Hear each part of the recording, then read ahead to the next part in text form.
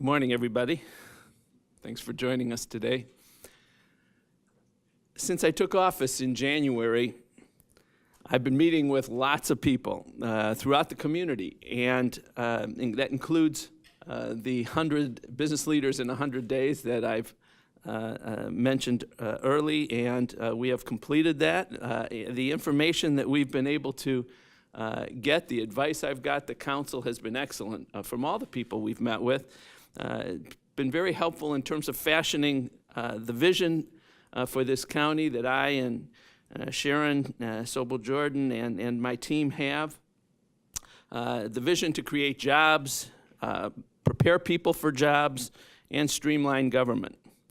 Also, we've spent a lot of time getting answers to questions that we have about the budget. I need to get my arms around the budget, and we've been able to do that. We've dug into the financials, and I've had help from a number of people to do that. I want to especially thank Chris Murray, who's with the county, and Tim Aftermath with Stiefel. I don't want to misstate it. Stiefel, and George Hillo with McGladrey, both of whom are extremely well-versed in financial matters. We have a serious situation with two big issues. First is that stems from the fact that we've done some wonderful things here in the county over the last several years, some big projects that have created a momentum and a real buzz about Northeast Ohio around the country. Projects like the Convention Center and the Global Center and the new hotel and this administration building, major projects that have created a momentum and are moving us in the right direction here in this county. However, we have to pay for those projects, and we've paid through the issuance of bonds, which is borrowing, and we'll be paying those bonds off for years. There's very little capacity right now to take on more debt for projects for around a decade or more like 12 years, till 2027. And in fact, the debt service payments that we've already incurred actually go up over those years by, in some years, as much as $10 million a year. The reason this is a concern is because we have huge capital needs staring us in the face as a county. We have the Justice Center, we have Metro, where we must do something. And then we have a lot of other capital projects that are being requested of the county, things like the new nucleus project, the Q, the May Company project, and many others. And I have to say that I envision a number of new initiatives for the county as well, so that we can continue to move forward as a county. The second issue that I wanted to mention is related, and that's because we've, as a county, committed or anticipate at the end of last year additional capital projects, which would require additional debt and debt service. These include the demolition bonds, the rest of the Western Reserve Fund, the critical care pavilion for Metro, the pedestrian bridge, the Huntington Garage, and some other projects as well. The impact of adding these, which have not yet been bonded, it's hard to say for sure because it depends on how that move forward with new bonding is structured. You can structure things in a lot of different ways, but clearly that will increase our debt service under a number of scenarios by as much as $40 million a year, and it leaves little or no additional capacity into the mid to late 2030s. This is a serious situation, but it's not any kind of panic situation. We can and we will find room in our budget so that we can continue to be a major contributor a major partner in the public-private partnership that is moving our county forward in the areas of economic development. And we will continue to be a major driver for prosperity and success in the region. And keep in mind, we still have a $200 million reserve fund, which is, I believe, the largest of any county in the state of Ohio. One last point that I want to make is that we do start the year looking at about a $15 million operating deficit. This apparently is caused by a number of factors.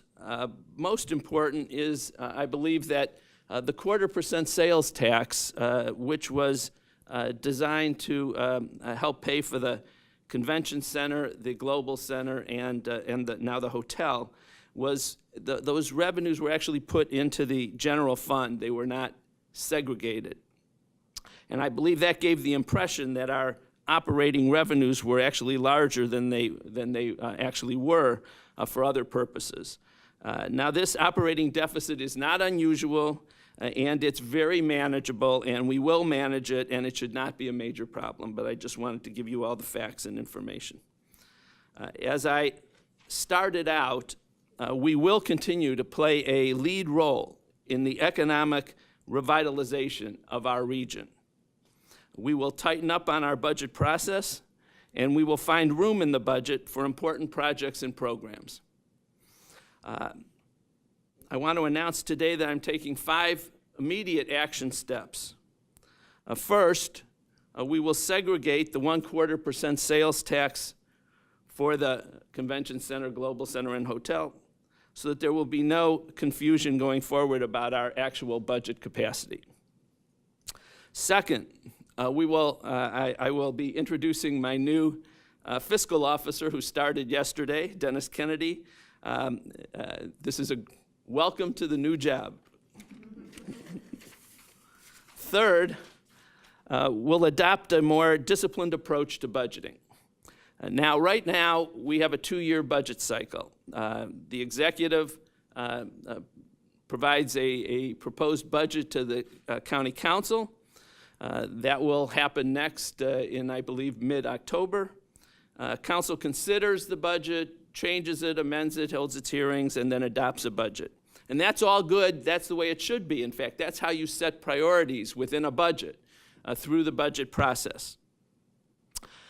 However, I have found since I've started in this position that new contracts and new expenditures are constantly being brought to the boards of control, contracts, and purchasing, and directly to council. And they're considered almost on an ad hoc basis. Since the beginning of the year, I've adopted a more disciplined approach. Every week, I have met with my department heads, and we have them explain and justify every requested item. If there's no exceptional need, if there's not an emergency, or if it doesn't save the county money, or things like that, then the item should wait and will wait until the next budget cycle so it can go through the more disciplined budget process that council and the executive go through.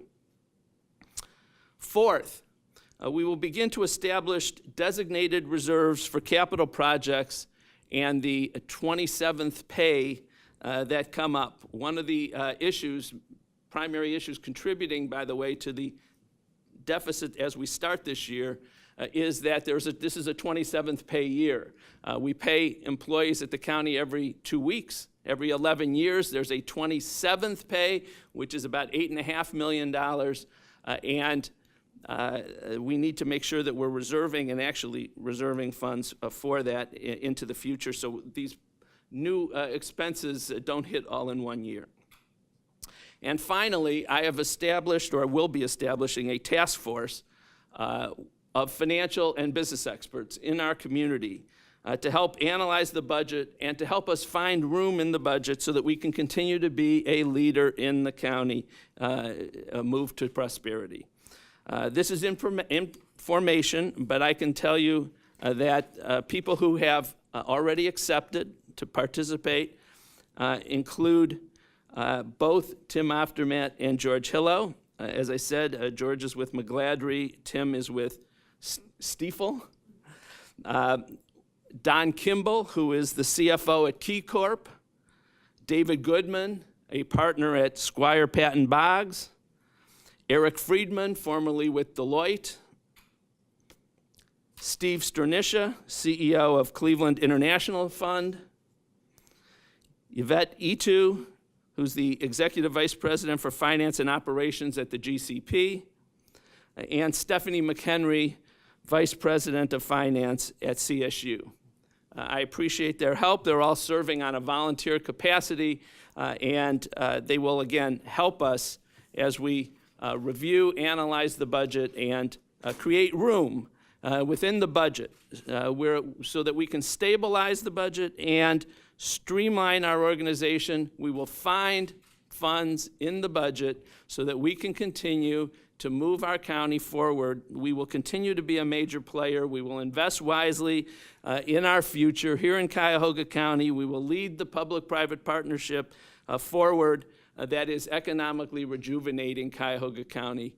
And thank you all for listening and coming today.